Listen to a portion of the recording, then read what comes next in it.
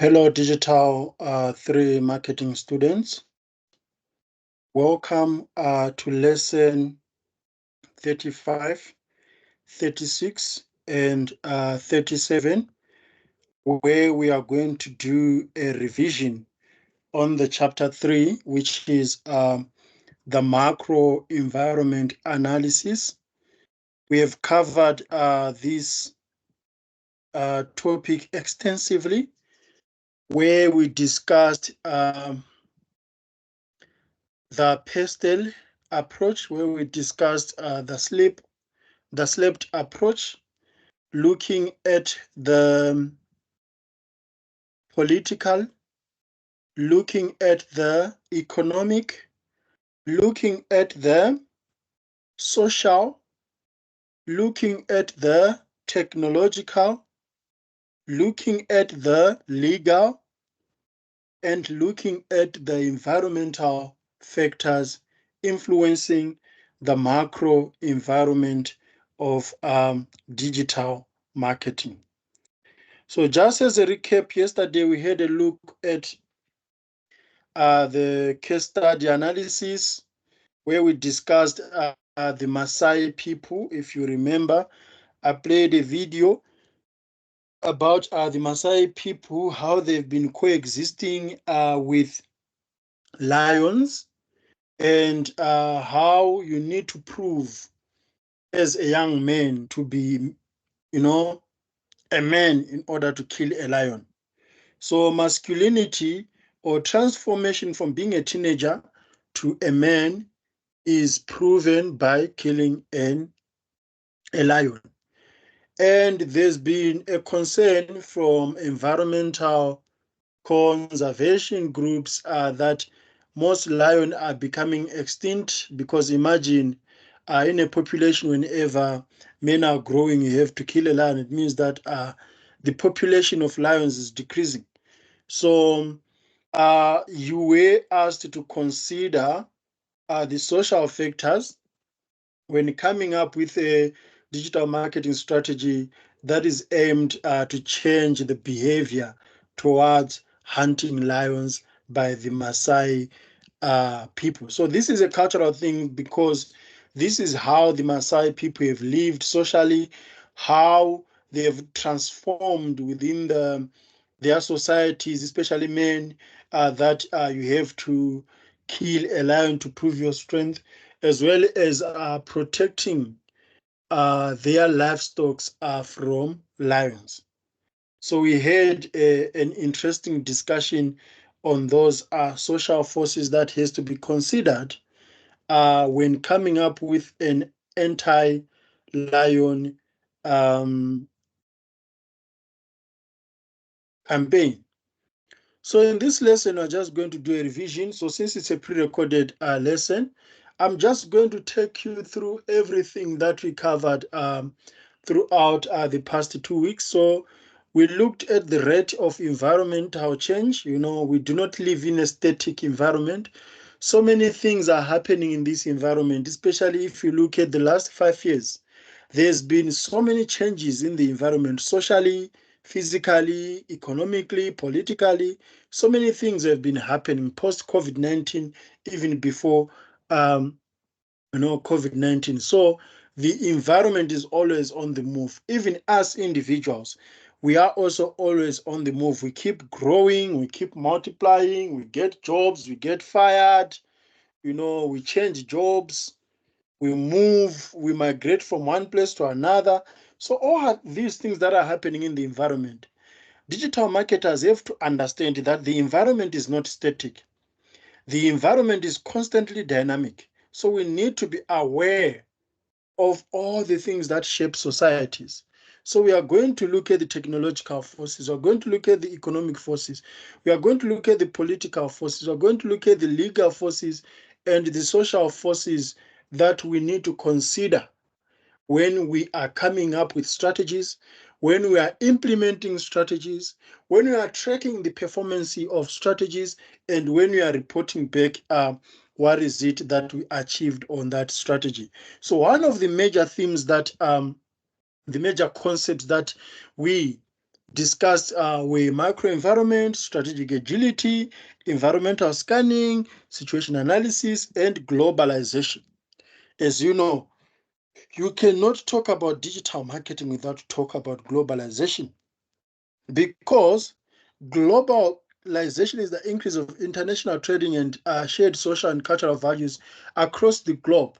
Think about Shein, think about Wish, think about Amazon, think about TikTok, think about all these things that are surrounding us at the moment.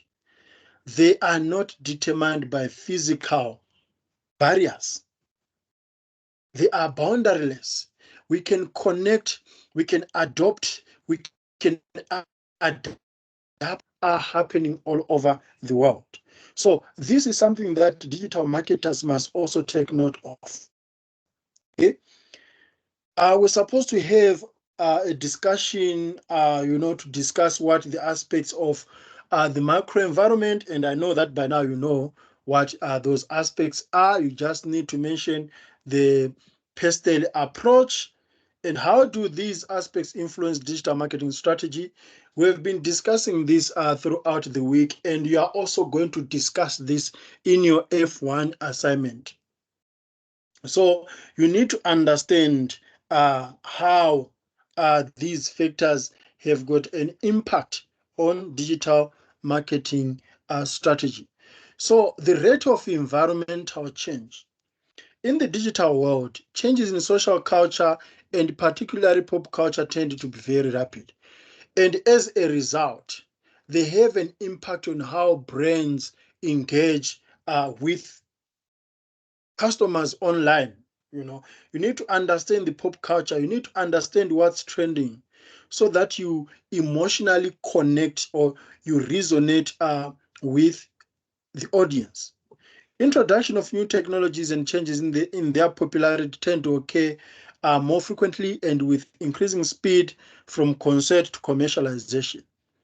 Just think about how social media platforms have been commercialized. The adverts that continue to interfere with our browsing when we are on Facebook, the adverts that continue to interfere with our interaction with YouTube content. You can't just wait to click on that skip button. So, the way we consume content is now being commercialized. Digital marketers need to be alert to the forces that are important in the context of their own trading environment so they can aim to ensure competitiveness of their business. So yes, you need to be aware of everything that is happening in the environment, knowing the rate of environmental change. What is it that need to make you compliant? Because if you are not compliant, you can be kicked out of the competition, you can be fined, or you can lose a notable amount of traffic to your website. You can have boycotts and so on. So we start with the political forces, which is the first P, which is the first letter of the pastel analysis. So political forces can have implications for digital marketing strategy and planning. The political environment is shaped by the interplay of government agencies, public opinion, and consumer pressure groups and industry-backed organizations. I think I made it clear how public opinion influence politicians as well as organizations. Think about the momentum issue, whereby momentum refused to grant the insurance claim to a widow who lost her husband through a gunshot. So the husband was shot on the highway and she died as a result of that. Then the wife went to Momentum to claim the life policy that the husband had. But upon reviewing the documentations on the policy, they realized that the husband did not mention that he was diabetic. So he did not mention that he had an existing condition. As a result, they say that the claims cannot be released. So there was huge public opinion on that, and it drew everyone, every member of society, that there's no way you can reject a claim for this person because he was not killed by the existing condition that he did not mention in the policy. The medical, the autopsy and the postmortem shows that this person died as a result of the gun wound.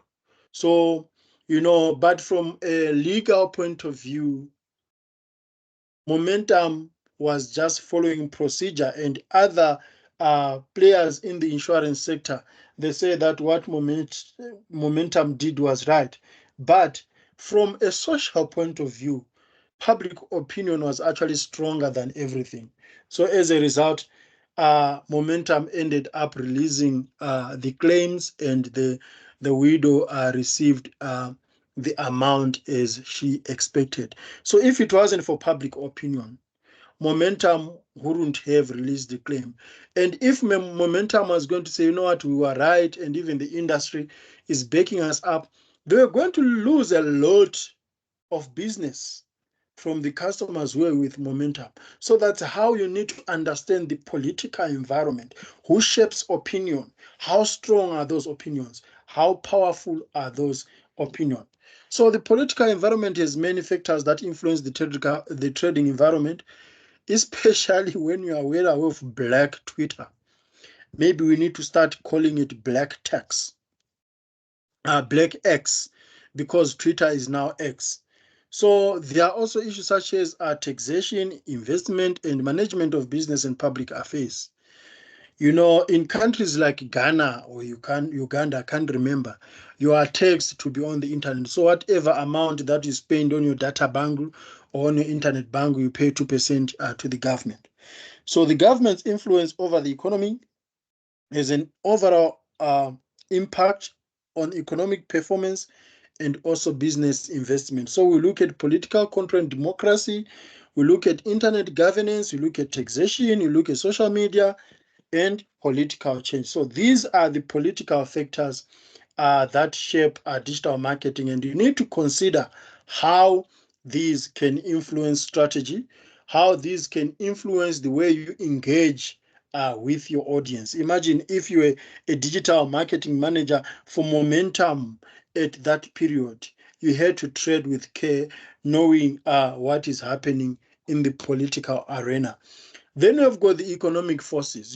There are lots of aspects that we can discuss under economic forces, especially considering what is happening currently. High levels of unemployment, inflation, the wars in Ukraine, the wars in Gaza, the aftermath of COVID-19 pandemic, you know, activities that has been events that has been happening globally had a huge effect on the supply and demand chain in this country. All of a sudden you hear that cooking oil prices are up as a result of the war in Ukraine. So these are economic forces. They do have a huge impact, especially on small and medium enterprises in South Africa. So globally, economic influences affect the levels of success of business. Economic forces affect supply and demand, and consequently, it is important for digital marketers to identify which economic influences they need to monitor. Classic economic factors can affect every aspect of business activity and are equally pertinent to off and online business. Just think about it. When you hear that fuel prices are up, you just know that the tax fare is going to be up, and all of a sudden it's going to affect everything that you consume. So digital marketers have to be aware of that. Then you've got social forces. It can be noted that social forces are closely linked with culture and have significant implications for digital marketing. So when we are looking at social forces, we actually look at social community based on demographic profile. We look at social exclusion, look at cultural factors. We actually discussed this yesterday, so I'm not going to spend much time here because that's when we discussed Maasai people. So the size and growth rates of population have implications for digital marketing strategy and planning. And the analysis of demographic trends can reveal important issues such as that there's a significant group in each national population of at least a quarter of adults that do not envisage using the internet. We have got what we called the digital divide yesterday. Some, voluntarily withdraw from the internet, while some cannot be on the internet because they cannot afford, or socially they were not groomed to be on the internet. So digital divide raises the questions of social isolation or internet disengagement, and others consider this to be an aspect of social exclusion. So you need to understand your demographics before you engage with your audience. How many of these are offline? Am I targeting offline customers or am I targeting online customers? Then ultimately you can come up with a strategy that is going to cater for those needs. Then, of course, you've got technological forces. These entirely shape the field of digital marketing, because in digital marketing we deal with digital platforms, and these digital platforms have been changing constantly due to latest technological features on the house, all innovation. So one of the challenges for digital marketers is how to successfully assess which new technological innovation can be applied to give competitive advantage. Imagine if you were a marketing manager that only focuses on Facebook because Facebook has been there for a while, and all of a sudden you are busy. While you are busy gaining knowledge in how to deal with Mixit, all of a sudden Mixit is no longer there, and all of a sudden there's now TikTok. How do you navigate that landscape to take advantage of that and give your brand a competitive edge? So how does a digital manager decide whether to proceed and which technological solution to adopt? There is more to digital marketing than establishing and managing a website and social media platform. I know most people say that, I want to be a social media manager. It is not about following posts or posting or commenting and sharing. There's more to it from a technological point of view. You need to understand the metrics. You need to know how to manage and effectively work with the features on those platforms, work with the metrics, do a data analysis, and so on. So technology plays a bigger role in digital marketing, and you need to be aware of what is happening within the technology arena so that you capitalize on that and beat your competitors. Then, of course, we have legal forces, and we discussed this on Tuesday. We discussed that laws are developed in order to provide a framework of control and regulations that aim to enable individuals and brands to go about their business in a legal and ethical and moral manner. However, as a result of the changes in society, as a result of the technologies, laws are open to interpretations, and there are many legal and ethical considerations in the online trading environments. We discussed that a lot, how TikTok has to blend with local laws since it is a multinational platform. So digital marketers should be compliant with the law and adhere to ethical standards, but the rate of technology innovation is rapid, and consequently, the law is sometimes unclear, especially when you look at Bitcoin, at blockchain technologies, when you look at AI, artificial intelligence. It's always difficult to apply laws in that area because most of the laws were drafted or they came into action before these technologies or these new features came to light. So marketers need to trade carefully, since unethical action can result in serious damage to the reputation of a brand, and negative sentiment can result in a reduction in online audiences or sale. So all of a sudden you realize that most people are now unfollowing you. It's easy to be unfollowed in this environment. Brands, celebrities have lost a notable followers as a result of the things that they did not consider from the macro environment perspective. So digital marketing practitioners must consider the data protection laws, think about POPI Act, must consider the disability and discrimination law, the brand and trademark protection, intellectual property rights, and online advertising law. I think I even showed you the McDonald's versus Burger King advert that shows some of the issues that we discuss when it comes to advertising law. So we have touched on everything, but one thing that I did not covertly explain was the environmental forces, which is the last E. On the environmental forces, we normally look at our mother nature. How do we take care of the planet? Nowadays, we've got green business, the introduction of paperless products, plasticless products. You go to a store, you ask for a can of a drink, you are given a paper straw. Thinking about the damage, the pollution, and all these activities in the industries that are damaging our planet and the use of recycled materials. So those are the things that we look at whenever we are discussing the environmental forces. The reason why the environmental forces are not that popular, it is because the macro environment itself talks about the environment. So you need to just take note of that. You see that organizations nowadays highly emphasize in their messaging, in their engagement with customers, that they do care for the planet. They've used the recycled material. They've minimized the damage to the environment in the production of a certain product, and so on. So in chapter 2, we reviewed the influence on the microenvironment, the ones that we looked at such as customers, intermediaries, competitors, and suppliers, which shape the online marketplace or trading environment. In chapter 3, we reviewed how broader macroeconomic forces can influence digital marketing. You need to understand that these forces are interlinked and they can have impact on each other. For example, the political forces can have an impact on the economic forces. Economic forces can have an impact on social forces. Technological forces can have impact on economic forces and legal forces and so on. So they do not operate in silo. So in the marketing literature, there are widely used mnemonics which aim to act as an aid memo for the macro-environmental forces. Some would call it PEST, some SLEPT, some PESO, which each letter represent a slightly different arrangement of the following macro forces.